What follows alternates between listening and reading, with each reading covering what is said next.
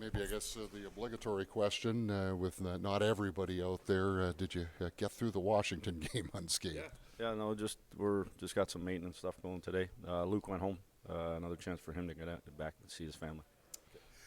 In terms of some of the different roles that guys have to take, how much of a sorry, yes? Casey had a daughter last night, so that was the other one. So, yeah, Willa Joe. Yeah, so congratulations to them. Yeah. The family grows. Speaking of growing, Scott, when you have to elevate people, I don't know if it's a factor or not, but the time on ice, and a guy like Alex Iafallo, for instance, averaging about 12 and a half with his previous role, and Tuesday night it was almost up to 18 minutes. Is there any kind of extra decision-making process that has to go along, especially with the different roles that he takes on? Yeah, I'm in a little argument with my two assistant coaches, one on the power play, one on the penalty kill, because I told him it's going to get reduced one way or another. I'm not sure which one we're going at yet. So, but at the end of the day, he's he did a great job the other night managing it. If you get in a game where it's crazy, power plays, penalty kills, you get into the 4 and 5 on each side, then it might get a little bit tough. So we do have other players that we've talked about using in different spots. So I just have to manage him, make sure that obviously he did a good job the night with it, but I got to manage it, make sure we handle it correctly.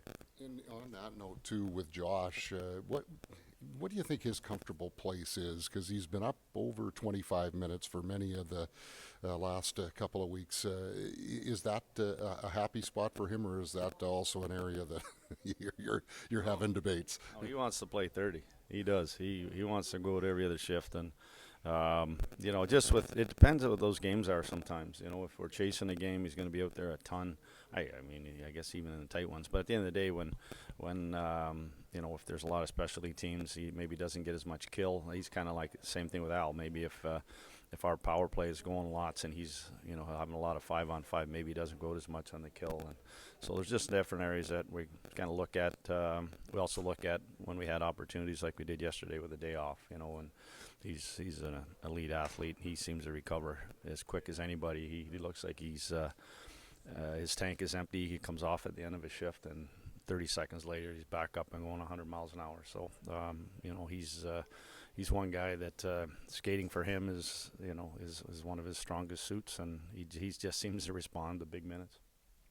What did you see from Logan Stanley against Washington specifically, or since he's been back? Oh, he's been great, but since he's been back, I think that his plays with the puck have been real good. I like the way that he was real physical. I think obviously with Wilson out there, they all kind of made a point of running into him and being close to him when he was trying to sort of fire their bench up. And I thought Stan was he did a lot of good things, and I thought him and Millsy the last couple of games have been real good. Getting first and foremost, it's making that first pass, getting back for pucks and the retrievals, and he's done a good job with that.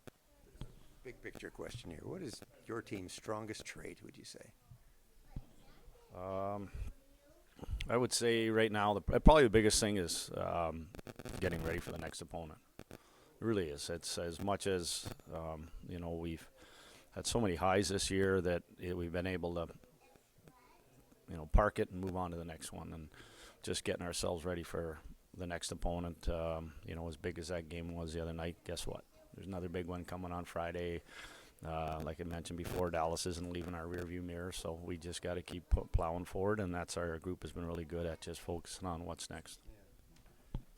Thought you'd maybe say something about depth or resilience or things like that, but this short-term, it's on the list. Yeah, that might be my answer next week. So having Dallas in the rearview so close still, maybe a benefit to that, or doesn't your team even need it? Maybe. I think it's.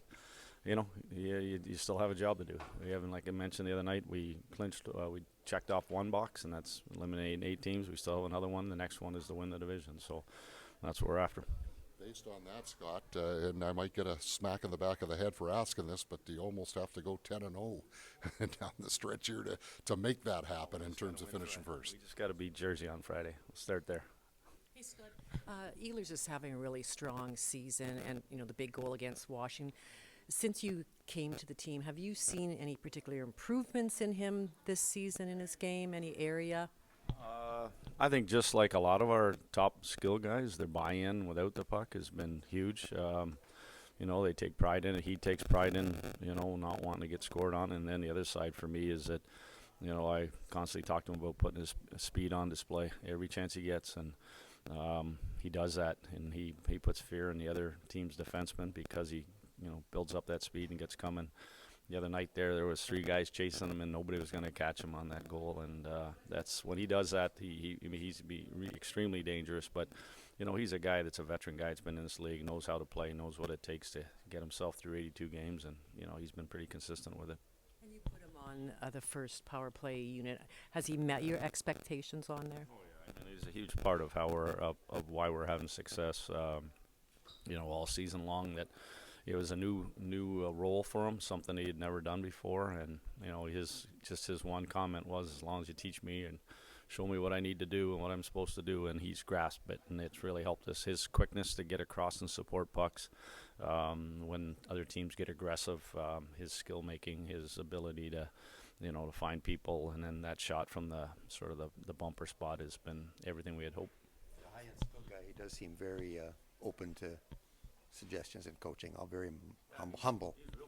Real coachable, without a doubt. That's one thing about him. He's certainly, whether it's a mistake he made or, it's the positives that he builds on, or you give him a new role. He grasps it, and, we look at him playing with Lowry. We had done it, a month ago, and playing with Lau and Apple. He loves it. He thinks it's the next challenge, something different. I don't know, maybe it's just a new set of clothes, something different to try on, and see if it fits. So. He's a pending UFA. How valuable is he to this team, do you think?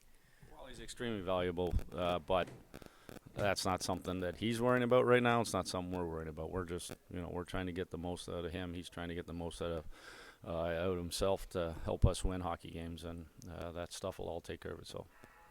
Special team, your PK since Four Nations, I think it's given up the fewest shots per minute in the NHL, which is unique given where it is in the middle of the table.